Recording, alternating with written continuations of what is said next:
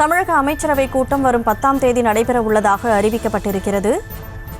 தமிழக பட்ஜெட் குறித்து அமைச்சரவையில் ஆலோசிக்கப்பட உள்ளதாக தகவல் கிடைத்திருக்கிறது. கூடுதல் விவரங்களோடு செய்தியாளர் பாரிகார்த்திக் இணைப்பில் இருக்கிறார். பாரிகார்த்திக், முழு விவரங்களை வழங்கலாம்.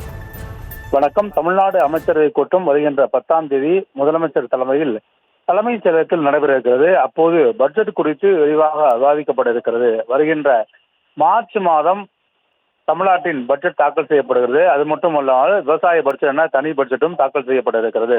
தொடர்ச்சியாக இந்த மத்திய அரசு பட்ஜெட் தாக்கல் செய்த பின்பு தமிழ்நாடு அரசு தன்னுடைய பட்ஜெட்டை தாக்கல் செய்யும். அதன் அடிப்படையிலே வருகின்ற 10ஆம் தேதி அமைச்சரவை கூட்டம் நடைபெற இருக்கிறது. அந்த அமைச்சரவை கூட்டத்தில் பல்வேறு முடிவுகள் எடுக்கப்படலாம் என்றும் எதிர்பார்க்கப்படுகிறது. துறை ரீதியாக ஒவ்வொரு துறைக்கும் தனி ரீதியாக மானிய கோரிக்கை வாசிக்கப்படுகிறது.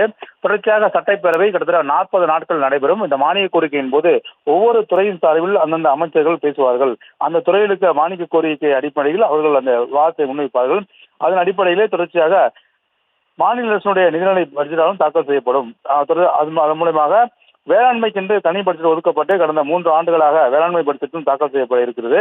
அது மட்டுமல்லாது மத்திய அரசு தமிழகத்திற்கு நிதி ஏதும் ஒதுக்கப்படவில்லை. எனவே அது குறித்தும் இந்த அமைச்சரவையில் விரிவாக விவாதிக்கப்படும் என்று எதிர்பார்க்கப்படுகிறது. மெட்ரோ உள்ளிட்ட பணிகள், அதே போல தேசிய நெடுஞ்சாலை பணிகள் என மீதம் இருக்கக்கூடிய பணிகளை தமிழ்நாடு அரசு எவ்வாறு செய்வது என்ற பல்வேறு விஷயங்கள் இந்த அமைச்சரவை கூட்டத்தில் விவாதிக்கப்படும் என்று எதிர்பார்க்கப்படுகிறது.